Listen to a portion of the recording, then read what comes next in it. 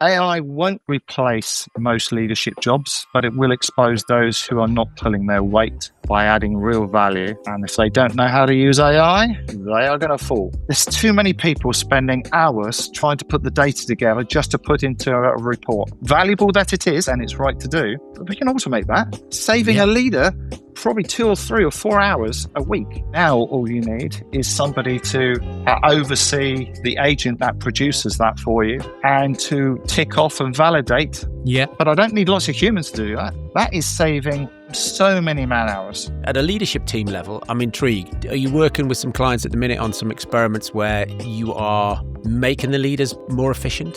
The first thing is, hi, I'm Gerry Tombs. I'm founder and I scaled a company called ClearVision from effectively a garage startup to a tech consultancy company with about 100 people across the UK and USA. We supported development teams, IT teams, mostly using Atlassian and GitHub and GitLab tools.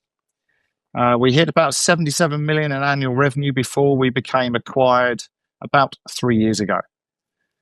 Since then, I've shifted gears. I'm now a coach. I'm an investor in a number of other businesses who I also occasionally mentor. And I also have founded a brand new business called Agentimize. And Agentimize, very quickly, is all about 3 parts. It's about educating leadership teams. It's about enabling the business after the education. And it's about something we call embedding agents into the leadership team. And if that sounds interesting, effectively, this is a bit like taking you, Dom, taking your expertise, taking all your expertise and knowledge and experience, putting that into an agent, and then sitting that alongside the CEO or the CFO, the CMO. And the last part of it is over the top of everything.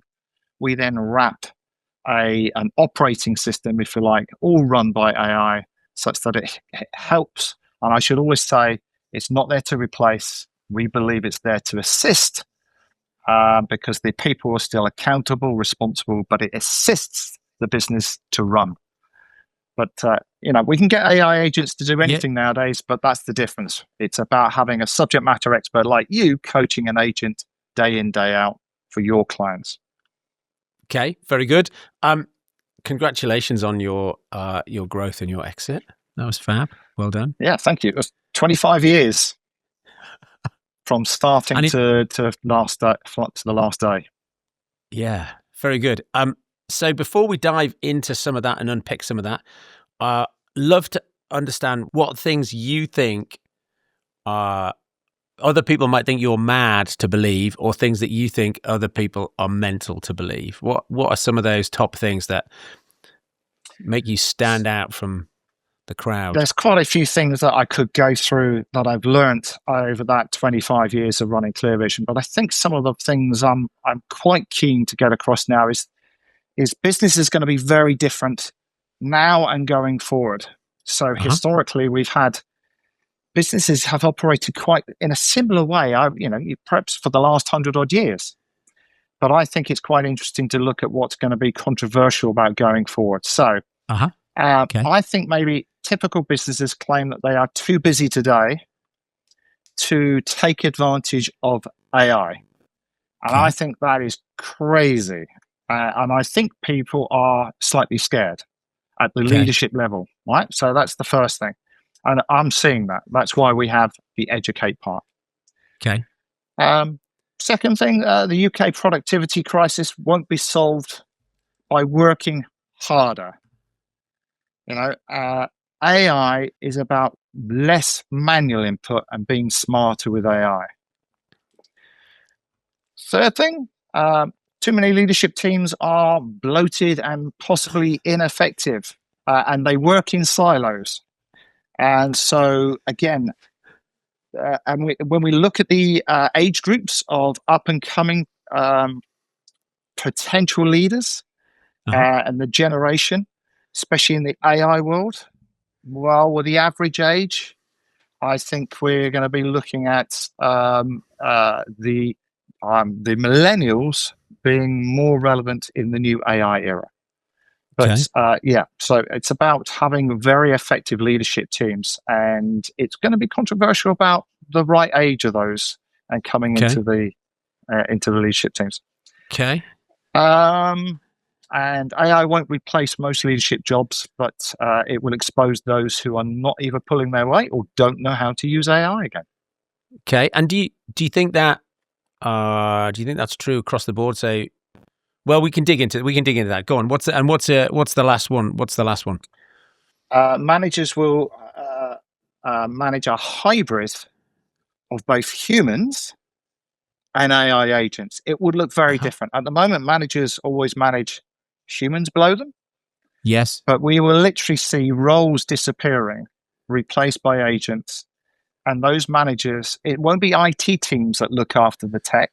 That's a different part of the solution. It will be managers who historically had Fred, John, or Julie doing an activity, who now has an AI agent performing elements of that role.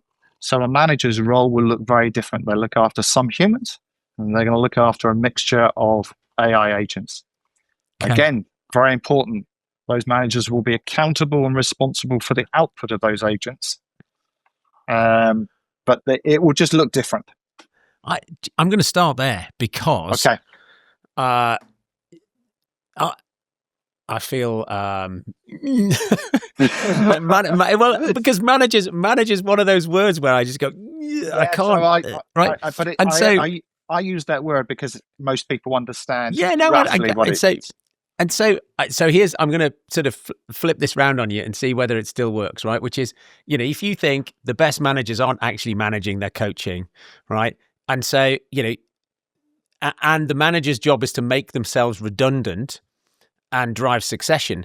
Now, the managing agents thing does feel like I'm being directive. There's no, like the managing agents feels like a old school manager and not what I would expect in terms of managing human resources in 2026, which is as a coach, making sure that you build succession and you make yourself redundant, particularly in a fast growing business, because otherwise, you're not able to help us scale. You become part of the problem.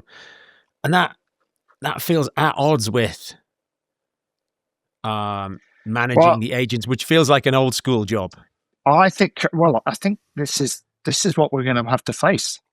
So when you look at the different age groups, what are we? We are Gen X, I think, is the predominant age group, 45 to 60 at the leadership level, and perhaps, some of them lower or next management level down. The way this is going to change, and so millennials, Gen Y, which I think are like the 29 to 44 years of age, they have the expertise to be technical. They have some of the management skills that we've seen how to run businesses. And it's that age group which I think is going to have more effect.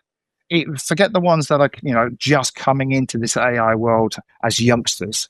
Their time is a long way off.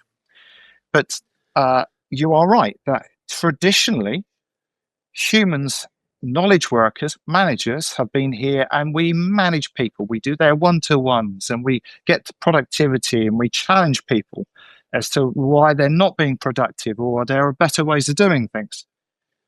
But that's not what agents are going to be like. They can think for themselves because we are going to coach them, and they are going to perform something they don't go sick, and they don't need one-to-ones. So lots of things are going to change. And so what's a good example? Do you have a good example of where you've got somebody you're working with or work with where they've got that mix live today? Or is this, I can give you an example of where effectively we've helped a company save from recruiting what was a scarce resource, and got better productivity. So we're all probably familiar with having to go to planning offices if we want to extend our house or build a new house, or if a supermarket is going to be constructed somewhere. And those planning officers are actually very hard to come by. The people with the skills to understand how to construct a planning document and submit it to the councils. Yeah. Well, if you've got the last 50 examples of successful and maybe some failure, and you feed that into an AI agent, and all of this used to be done manually, the green pastures, where you can build, what you can't build, floodplains, there's documents everywhere. And to put that proposal together to hand over to the council is a very manual process. So now all you need is somebody to oversee the agent that produces that for you, and to tick off and validate, as I always say, accountable and responsible at the end of it. Yeah. But I don't need lots of humans to do that. That is saving so many man hours. And the accuracy can be improved every time because, again, you feed the last document in, you give it a reward. It's like rewarding a dog. If you make it sit and you give it a treat, it remembers it next time, and that's what it does. And then you might be in a position that you're putting together a planning application that you feel won't succeed or isn't going to tick, and so then you've got the human doing that. How do I create an argument for something which is new, as opposed to just ticking the box on stuff? Like, we know we're going to get planning permission for the extension. The plan just needs to get drawn up, put together, put in, submitted, tick. That, correct. I get that. And then you say to the human, right, do the more interesting thing, which is now we want to build a block of flats, and there's no precedent for this. So how are we going to sell this to the council? Yeah, it's the typical delegate to elevate. We all have that quadrant. There are things that we love doing, and there are things that we don't necessarily love doing, and we're not necessarily good at, and there are things we just hate doing and are rubbish at. Well, we absolutely should be delegating that bottom section to AI. Why would we want to do things that we're not good at and we don't enjoy doing? Perfect. Okay. And that's part of our conversations that we always have with leadership teams. That's the starting point. And we don't actually talk about ever scaling down a company in terms of the resources. We think companies that are introducing AI should grow into their skin. So delegate to AI the things that people don't want to do, giving them the opportunity to elevate themselves into far more interesting things, which will have an effect on recruitment. I was chatting to Anakin from Jotform a couple of episodes ago, and they had massively transformed their customer responsiveness by putting in customer service agent at the front end. Yes. And they'd also realized, interestingly, in teaching the customer service agent, because out of the box, he could answer about 25% of the first line questions first time. Yeah. And they realized that meant that their human onboarding had always been rubbish, because if they hired somebody to be on the front line in the past, the human could not have been able to access more than 25% of the knowledge to answer the first question. So now they've got it to 75%. But but until they put the AI in, they didn't realize how crap their documentation was. Well, look, we're all impatient. We all expect our Amazon orders to arrive tomorrow. And when we go searching for information, and we're going to a support site of some kind, it's very impressive now with AI, if you do it right, where it can go search your history much quicker than a human could ever do, especially some of these very large, complex companies with lots of products. And you can get the data, retrieve it. Obviously, you've got to validate the data in the first place. But let's assume you do that. It's much quicker and far more reliable than a human can be. There are countless examples where in the past I would know, I don't know, I've sent Gerry Tombs an email. I know I've sent Gerry Tombs an email. I can't remember what it was called. I don't know when I did it.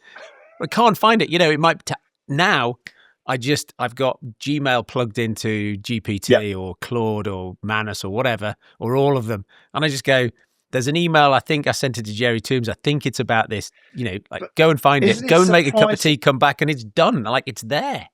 But this is why we have this educate part, Dom. Are you at all surprised at how many people at leadership level don't even understand that is available? What I've just said. No, what you've just said. Let me ask you, and let me dig into some of this before we do that. That's fine. You said companies say they're too busy for AI, and you don't think that's true. They're not even telling you the truth. They're terrified, and I think that might be connected to leadership teams are when you mentioned about leadership teams being too big, you said there was this. You think there's potentially an age gap. So, do you think there are? I mean, are some people terrified, and therefore they're like la la la la la? It's a mixture, I think, from what we've seen. It is some are terrified. So what we are seeing is leadership teams and A-star players and people with the employees are looking up at the management team and saying, God, I hope these guys know what they're doing with AI. And the leadership teams are looking down thinking, Christ, I hope they don't ask me too many complex questions about AI. And that's where we're standing at the moment. And reality is there are more A players in a business who know more about what to do with AI, and they're doing more stuff at home than they are in the business, partly for a couple of reasons. Some of the tech in the companies is worse than what I can get at home. So that's one of the problems. So they're becoming educated externally using their own tools. And of course, sometimes then they're taking data because there's no policy. That's a different problem altogether again. But let's sticking with it is some leadership teams, managers, leaders of businesses, because they are the dominant factor, are ruling the roost and they don't understand enough. And some of them are just very naive about what actually AI can do. And I think the worst thing might be is a few of them have tried it and then got a negative result because they were not very good at prompting, didn't know how to use the tool, and gave up quickly. And they said, this AI stuff is rubbish. Yeah. Do you know, I was talking to somebody earlier and I said, I'm as excited as I was when I joined Rackspace in 2001, right? We had, I don't know, what do we have? 50 servers. We had 50 customers. We had basically no turnover. We had a couple of employees and 1 million people in the UK were online. Right. And then people would say, Dom, I don't understand. Why do I need a website? And I'm like, you are not my customer. I'm going to go and talk to somebody who needs one and who wants one. And I'm going to build, we're going to host it for them. And so I was doing some work. Went to speak to a group of business owners recently. And I went to talk to them about recruitment because it's a perennial issue. And so to prep for it, what I'd done is a couple of months ago, I built a series of GPTs, how to build a scorecard, how to write a job ad, how to screen the CVs, how to screen the videos if you're using video, how to write interview questions. And I'll put if somebody wants these things, I'll put a link to this in the show notes and to a Google Doc, and you can have a play with them and give me some feedback. But what I'd done is, because that meant there was a lot of cutting and pasting, I thought, well, let me build an app instead. So I reverse engineered all the logic and built an app. And so I showed it to them in this app that I'd built. And people it's like I was from the future all over again, right? And because they've, as you say, they say, oh, I've thought of, or I think I know what this is. I mean, that's not even agentic. That's just, I've built an app.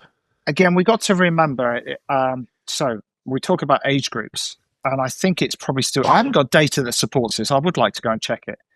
But we talk about the average age group of the leadership team. I think they're probably still above 45. Yes, all these guys would have been in that. Yeah, all these guys would have been in that space. So, and let's face it, the older and they're not, and they weren't, and none of them were tech firms. Right, and that's again, if you look at these, talk about the planning office, these guys are not techies. They, sometimes you're lucky if they've got a spreadsheet that's working properly. So, and there are so many companies still behind. They are taking some piece of data out here, they're manipulating it in a spreadsheet, they're copying it to Fred and Julie, and then they're going to, it's a nightmare. But the average age, of a leadership team is probably still 45, not necessarily very technical. And I think that's different with the millennials. Where their average age group, 29, 41, they come through a tech world. Yeah. And they're coming into the management. And those individuals are going to be great, I think, at managing, as I say, these mixture of humans and agents, because they're just at that prime. They've had exposure to businesses, how they operate. and we're going to come into this new world, and I think they're going to adapt very well. But at the moment, with the average age, 45 above, there is this reluctance, and in the SME space, lots of businesses say it's so busy, or I've just got to find my next client. I've just got to do this, whatever it is. Like, they're so busy on that, and they're not prepared to realize, or they just don't realize how AI can just make their lives so much simpler. And their competitor is going to do it. Yeah. And then that next customer's not going to be there. And once that competitor's on that curve, it's just exponential. Well, you can't catch up. And you won't catch up. No, you won't catch up. No way. The leadership teams are too big. You don't think AI is going to take leadership team jobs, but it's going to make fewer people more productive. And so at a leadership team level, I'm intrigued. What are the things? Are you working with some clients at the minute on some experiments where you are making the leaders more efficient? Which is different to like the planning office thing is like doing the work of a planner, whereas leadership teams at a different level. Like, so what are some of the things that? The first thing is how can a leadership team deciding on next year and their strategy? How can you set a 1-year plan, a 2-year plan, ignoring the potential of AI if you don't understand what it can do? So that's just at a design and planning level. If you don't understand it, you can't cater for it, and you'll be maybe allocating investments incorrectly. So that's at the fundamental level. Then there is, again, we talk about hiring, recruiting people. They'll be going ahead thinking that, okay, well, to expand, and you've done this exercise when you're our coach, you want to expand and you want to add 30 people to your team. Well, that's not just expanding that department. You've got to hire HR people to do that. You've got to hire additional finance people to manage. All right. So, those hires have an exponential effect on the business. Once again, it's really important when you look at hiring people, and we were doing this in ClearVision days, but we didn't have AI. But when you're hiring people, to do the scorecard and to do a job description, and to look at what's in the scorecard and job description, to think, oh, do you know what? Those 3 things that were in that new potential hire scorecard, they can be done by AI. I don't need 3 of them now. So it's that process of making sure. This is why the processes of businesses are going to change. And I just don't think people at the leadership level are ready for some of that. And, we all have to do, by the way, again, good companies following something like EOS or scaling up will come to a weekly management report, and they'll have their data, whether it be sales data, marketing data, and so on. There's too many people spending hours trying to put the data together just to put into a report. Valuable that it is, and it's right to do, but we can automate that, saving a leader probably 2 or 3 or 4 hours a week. Yes. What could I do with 2 or 3 hours more? A lot more. Well, so let me shift gears out of this and dive into your exit journey.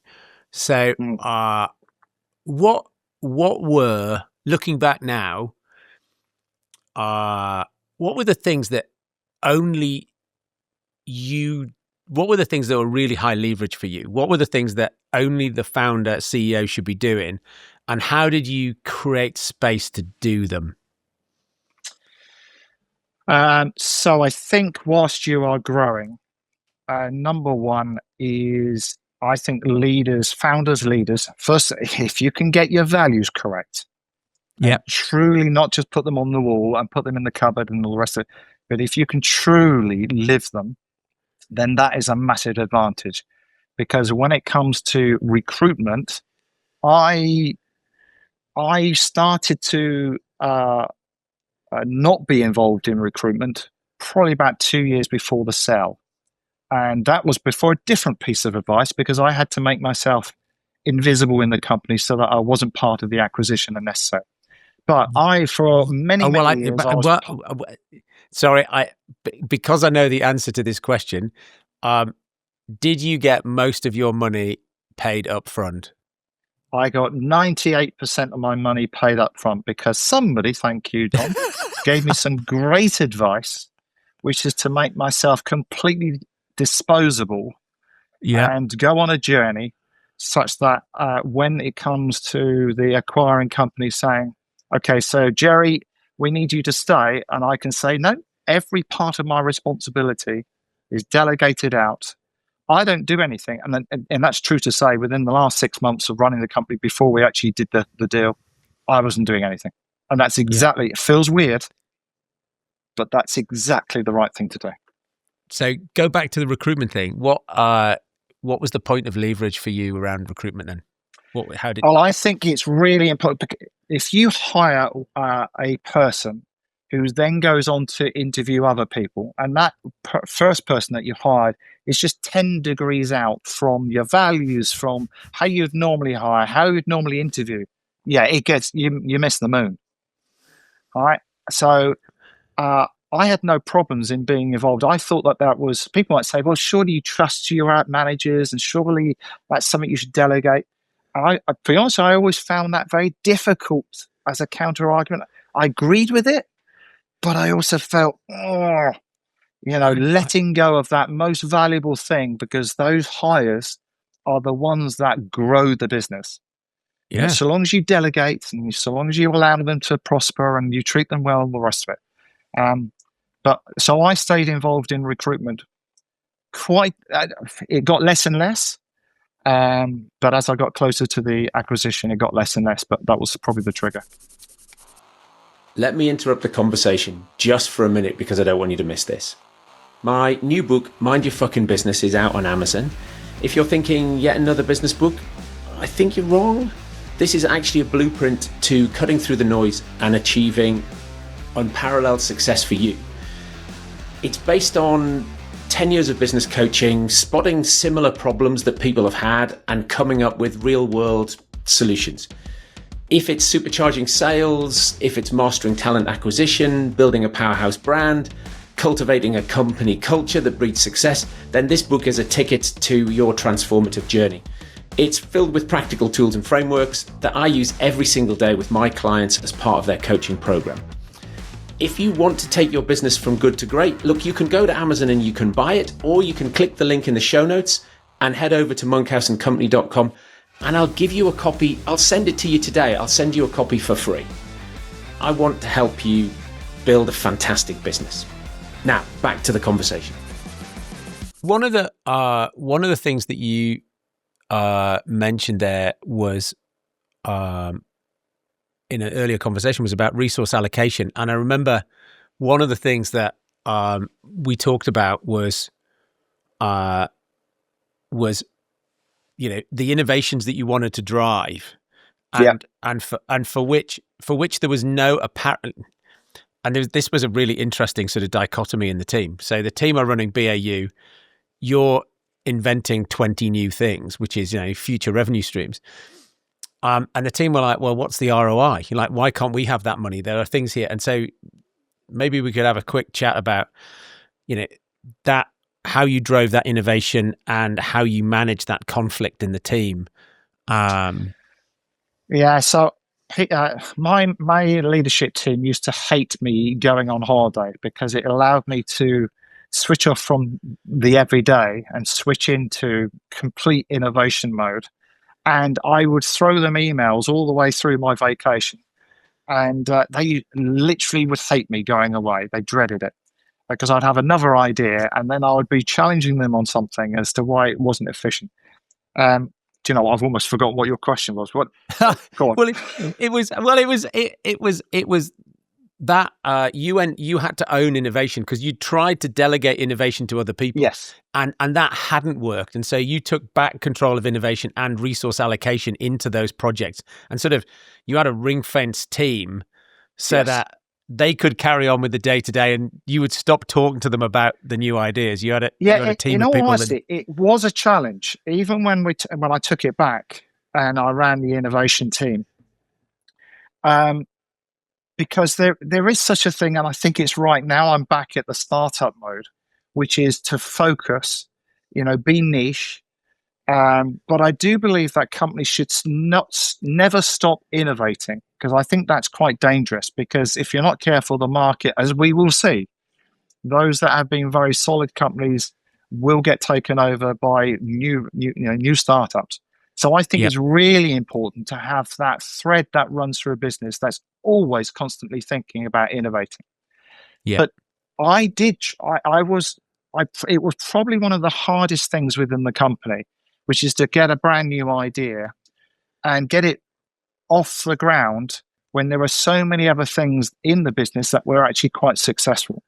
And what is it? It's the video, Netflix and well, it's Netflix. It was their video streaming and their CD that's business. Right. And they kind of came together and realized, well, blimey, the old business is just going to squash us, so they had to separate. And I just sympathize with that. It is never easy in an existing business that's having success, bringing another idea when the others are, bringing money in. But when, as a visionary, you can see there's something that you've got to change, or something better around the corner. I can't pretend I had great success at it. I don't think I had the best success. But you had tried to delegate that, and the delegating of that, you delegated it to. I work with Taki Moore, and he has this great phrase: "There's either makers and managers, right?" Yeah. And you're a maker, and you'd sort of delegated it to managers, and then we did the Netflix thing. We spun up something completely separate and put it outside, even in a different building with different people. And they reported, never did we have to cross the street. And that had success, but that was the only way. When we tried to mix people with two roles, do their old job and do something new, that didn't work.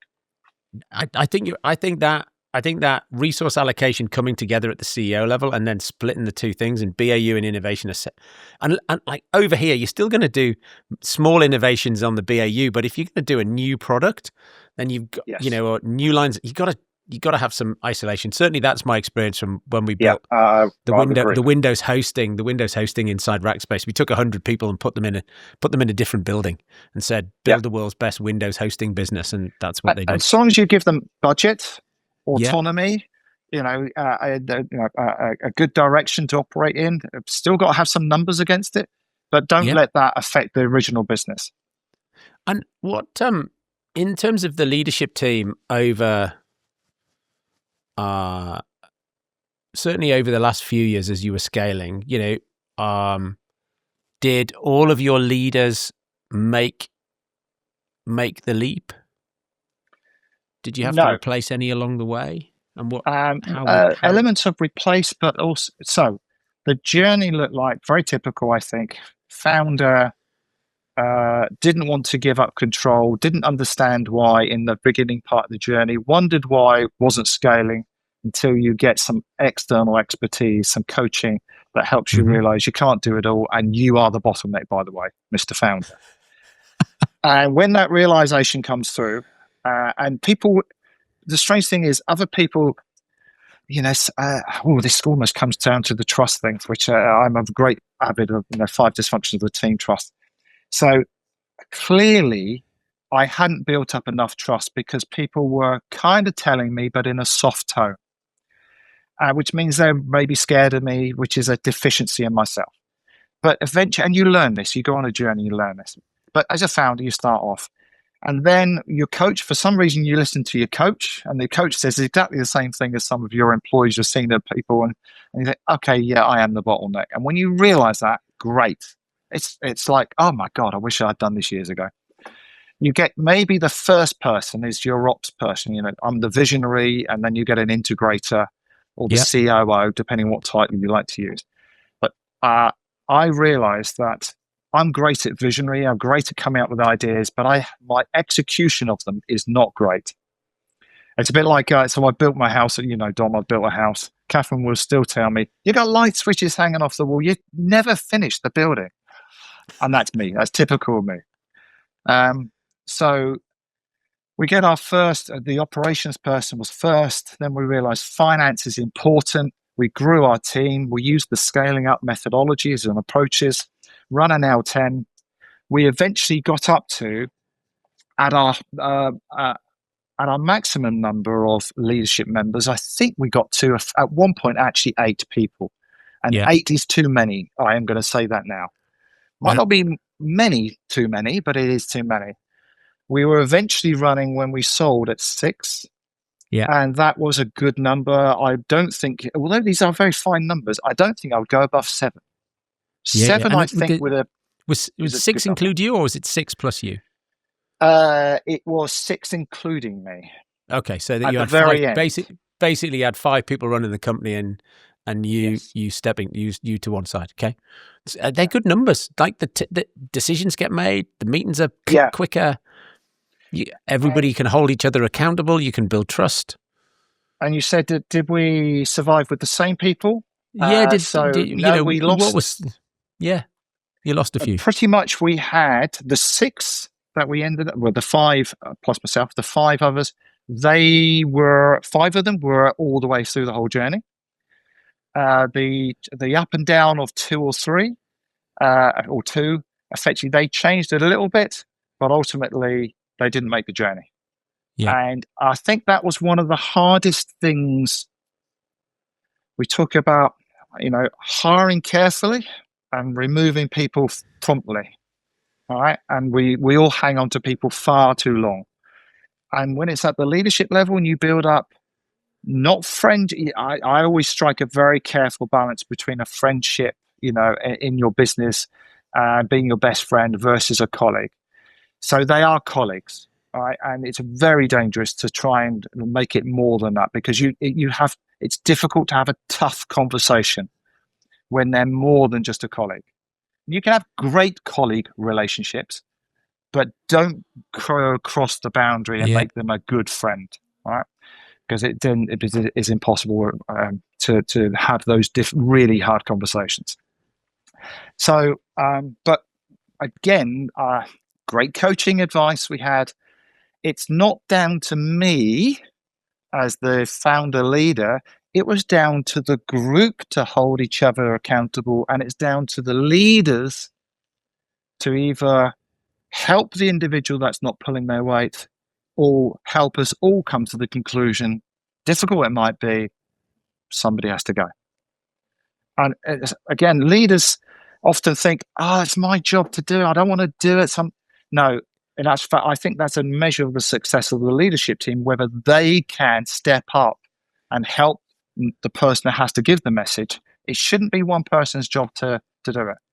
I think it's a leadership team, and it's called a leadership team so that we're helping each other. Look, to me, that's the whole transition from playing basketball, where you're the pivotal player on the field, to playing football, where you get off the field and the team are playing. You might be spectating, you might have coached them, but they've got to do it all without you. Again, the strange thing is, it doesn't matter what role. When somebody doesn't fit in, you're doing them a favor to help them go and find somewhere else, like a jigsaw puzzle piece. The moment you're trying to force it into a wrong shape, let's go and find a puzzle where they fit perfectly, and they just fly when they do. Yeah. And not every company is right for every other person. The one other thing that we were chatting before we were recording, that I remember when I met you, you told me about this phrase, tour of duty. And yes. At the point where you mentioned it to me, I hadn't come across it before. Subsequently, I've read the book. I think it's Advantage, Chris Yeo and Reid Hoffman from LinkedIn. That's right. But, you had implemented that in your business, which I thought was fab, because it's the sort of adult way to hire and discuss. So it works very well with A players, because A players are often pushing the business and the leaders to do more. And that's how you kind of, one of the things that is a good A player. And the idea is, first of all, you've got to have other things in place, monthly one-to-ones, and just be a good practical company. And maybe we'll talk about times 100 best employer in a second. I don't know. Yeah. But the tour of duty, for those that have never come across it, is goes back to the principles of, in the army. What we do is we agree we're going to take a bunch of people and we're going to go on a tour, and we have just agreements, adult, mature agreements. So the company has an agreement with the employee that you will do these kind of things and we will do these kind of things. And if we achieve this, here's the compensation. It doesn't always have to be, by the way, financial compensation. It can be recognition in a variety of ways, or moving sideways, whatever. And that's the beautiful thing about when you read the tour of duty. It's not always about fun, but we are setting expectations on both sides of the ladder so that we're both climbing and we are achieving things. And you just keep in very regular contact and you just tick, done that? Yes. And again, the devil's in the detail on the definition of done. All too often we write things which are a bit sloppy. Yeah. But when we are clear, nobody's upset. Yes. Quite the opposite. We're all happy about it. Well, and then instead of saying at 3 years, it's a secret. The employee's got this secret desire to move on after 2 years or 3 years. It's not a secret. They're moving on, so you can do the succession planning, or maybe they've achieved what they wanted to achieve, and you can keep them for another tour of duty. It's just we had many tour of duties go into the next tour of duty as well, and that is, by the way, yes, you're right, and reminded me that's part of the important thing about a tour of duty. Which is, again, let's just have adult conversations and agree that when we come to close to the end of the tour of duty, this is what it looks like as we get close to it. And if you have had enough and you want to go and expand your career somewhere else, let's just have that. But let's have that conversation 2 months before you want to leave. Don't tell me. I think I've used the expression with you, the little white envelope. And most leaders or managers will know the little white envelope on the desk. And it says, sorry, but I'm resigning. And then we go as businesses into, panic mode. Oh, God, I've got a month to find somebody cross-train. That tour of duty does away with all of that. It's amazing, folks. It's so obvious. Sunday Times, best place to work. Yes. So thank you for that. I think actually, above everything, I am more proud of that than growing a business and selling it. Far more proud, because we did it the first year. We did 2 years build up to it, and we did it for about 4 years. It might be 5. Can't remember now. 4 years, because I know COVID got in the way somewhere. So it depends on how you count it. But we got the first time we entered, we got to position 96. We gradually improved. Remember, this is times 100 best employers. Yeah, like 96. Yeah. Great. So I was proud even of that. Because I had an ambition as a measure of a way of measuring success. It's not about counting pounds, how much profit you make, whatever. I wanted to build something that ideally had a legacy and people were proud to be part of. And position 96, I can't remember the X ones, but they gradually improved. And on our last year of acquisition, we got to position 1. And do you know the worst thing is? The worst thing is we go to this event where it's kept very secret, and we hired a table. We're all sat around, and getting to the venue, I said to my wife, I said, "Do you know what? I've got one of my migraines coming on." So I sit down at the table. I started to eat, and my migraine is just throbbing away. So I go to the hotel. I missed everything. There's no pictures of me in the times 100 position 1. My wife, all the other leaders are there, but not me. I never got to number 1. I got to say we were the best tech firm in the country, but I never got to number 1. Well done. That's absolutely fab. It was good. I think it's fantastic, because what it does is it really pushes you. And they give lots of suggestions about how to improve your business, lots of data and lots of feedback. And had we not done that, we wouldn't have been a better company for it. So it's not just a tick in the box. They really do provide you with lots of good information. They do. And I say to people all the time, like, Mike over in the Philippines has just won HR Asia's award 5th time in a row, and so wow, they instead of getting the silver one, he's got a gold one because they call it getting the Grand Slam if you do win it 5 years on the trot.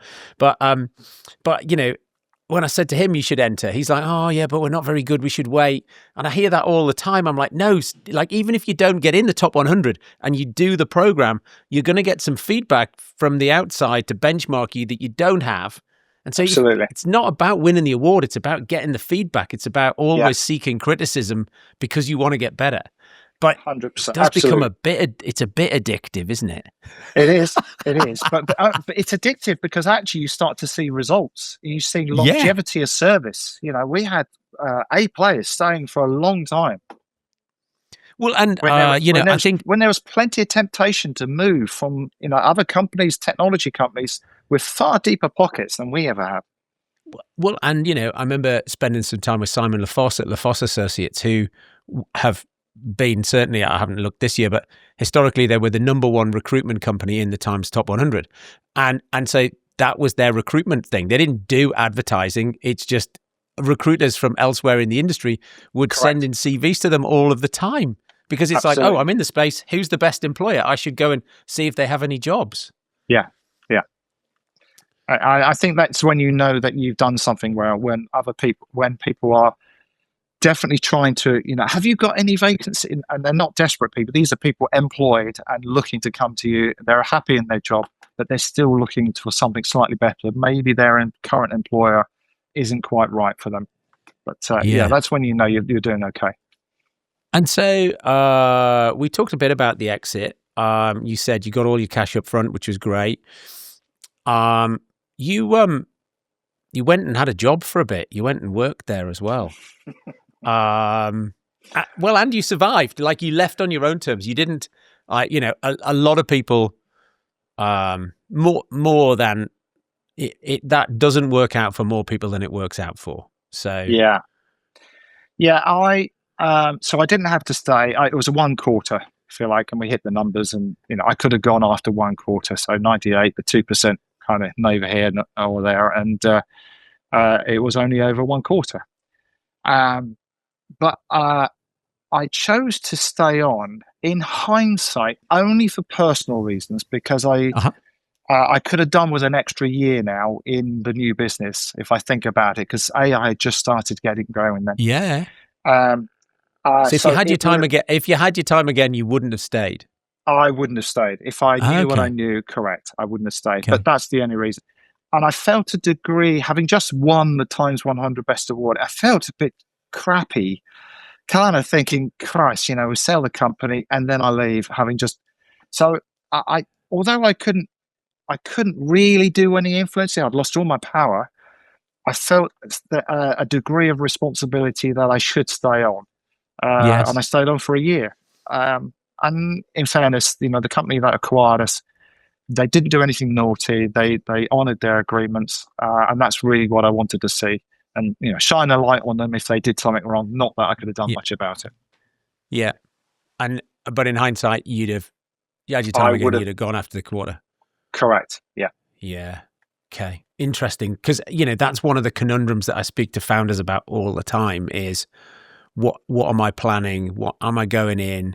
Can I extricate myself before we sell?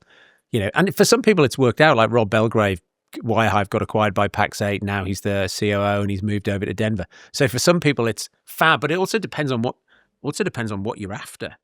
Yeah, I agree. What you want. We are all different. Retirement was not what I was after. And in fairness, I think that year did help me understand that. Because I didn't I'm lucky enough I could retire. But I've realised that's not where I want to be. And yes, I still travel a fair bit, but for personal reasons. But it helped me in that 12 months probably realise, okay, I'm not going to just spend my time on a golf course now. I've got another thing that came up in conversation today. That so if I think about your US adventures over various years, how successful do you reckon they were on a scale of 1 to 10? -5. Okay. If you knowing what you know now, is there is what would you have done differently in terms of very simple. People, resources? What would you have had to have done to make it work? To make the USA work, because I know that two of our competitors in the same world and space of us did this, and they did it successfully. You have to take a senior person who lives and breathes the company from the UK and put them out in the office, in the location. And we might speak the same language, but they are very different people. Not in a negative way. We're just different. Yeah. And we had cross-Atlantic battles, which just shouldn't take place. Yeah. And having somebody that lives and breathes the values again and interviews, and we were scaling, and we scaled well, and we did okay. I lost all my hair through that USA relationship. Great people, honestly. Get the blame.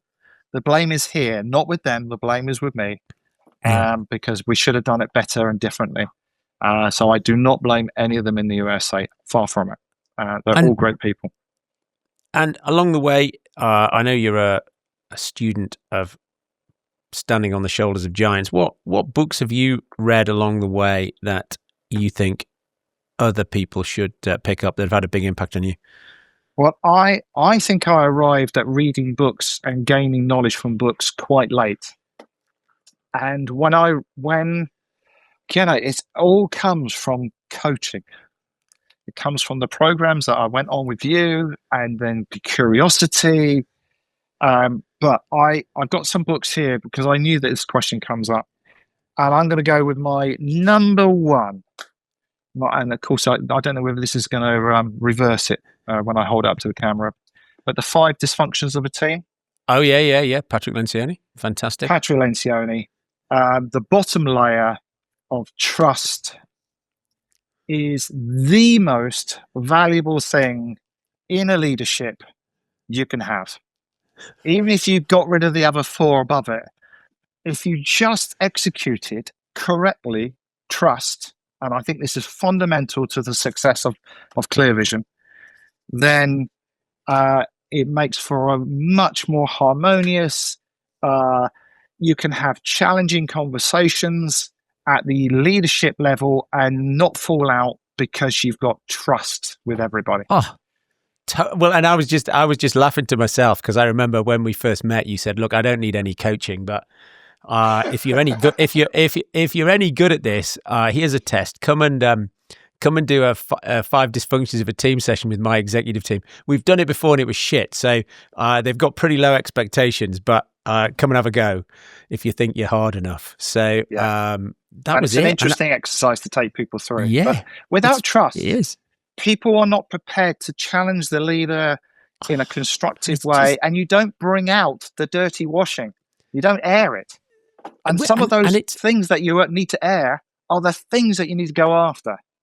Oh man, we are so crap as a country. It's like one of the things that holds us back is we're just too polite. And the meeting, we're not having the conflict in the meeting. We're having it going home and moaning to our wives about it. And it's like, yes, I mean, it's always been a large chunk of the work that I do. In fact, sometimes it's the only. There are some, multi-billion-dollar businesses that I've worked with in the UK. Some of Britain's biggest privately held businesses, subsidiaries of large multinationals, and all I've done is gone in and done sessions with the CEO and the leadership team around trust. That's it. They don't. That's why I'm not fixing anything. I'm just trying to fix that. So that's great. I love that book. Yeah. What else you got? I love. Excellent. Oh yeah. Hurst. He's magic. So again, your podcast. I think I'm not sure which one came first, whether I happen to know about it first or whether again your podcast. But I have listened to this book multiple times. Again, we talk about people in a company. Well, number one thing must be happy customers and quality of work. And when you get that right, when people are passionate about what they do and they deliver amazing service and you put the other things around it, you don't have to go and find new customers because the existing ones just keep coming back and they give you loyalty. Yes. You do have to find new customers, but in principle, you can keep on earning off the existing ones if you get this right. And it's just some of the basics is so simple. I love it. Excellence wins for those people who are watching, who are listening and not watching. Yes. Then I've got a bunch of others. How much time have I got? I don't know. So you've got time. Go on. Coaching for performance. Yes. Okay. So again, coaching as a leader, not managing.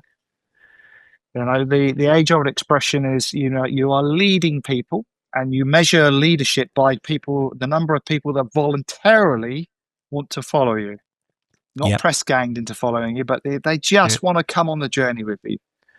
And that book I love this book, because it teaches you the language to use. Like I said at the beginning, I was crap. I really was. I wasn't a leader by any chance, but over the years, I've managed to hopefully, gain some knowledge from some of these books and my mentors, and improve my coaching skills. But that's a good book. I'm going to change the tone. I'm going to go to breath. Oh yeah, have you read that one? I have. That's very good. I now mouth tape. Yeah, so I'm not as good as you at doing that, but I love the science in it, and I can be better. So that's going to have to come back into my reading, my reading pile and reread it again. But then I've got, Drive, of course. Yeah. World's bestseller book, I think it is. Rocket Fuel. Yeah. And then Flourish. And I could give you, if you looked at my bookshelf, it's a bit like yours. I've got loads and loads of books. What's Flourish? Flourish by Martin Seligman. It's about, again, just under well-being within yourself. Okay. Not fighting yourself. It's a good book, actually. Although I bought the physical book, I actually listened to it more. I'm more of a podcast listener. An Audible listener than I am a reader. I fall asleep very quickly if I read the book. Gerry, they're fab. I haven't read Flourish. I'll go and order that immediately. Good. Thank you very much for coming on and sharing some war stories with us. It's been a pleasure, and Dom, always thank you for your years of support. It's been a thank you for helping me get to where I was as well. Brilliant. Thank you very much. Next time. I do firmly believe that AI will change everything. Never underestimate how long human beings will take to adapt to the change. But the direction of travel, I think, is pretty clear. As an entrepreneur, you have to be good at delegating. Well, you don't have to be, but if you want to be more than a one-man band, you have to be good at delegating. Right? So if you want to create a scale-up, you have to be great at going, I'll let go of this stuff. What we did do was create this amazing culture. And I mean, half the people ended up living together in houses near the office and working together all the time. And that really propelled the business for the next probably 3-4 years. Does that mean that you are thinking, can AI do this? Do we need a human? Or are you looking to change particular work practices or departments? What I would like to have is an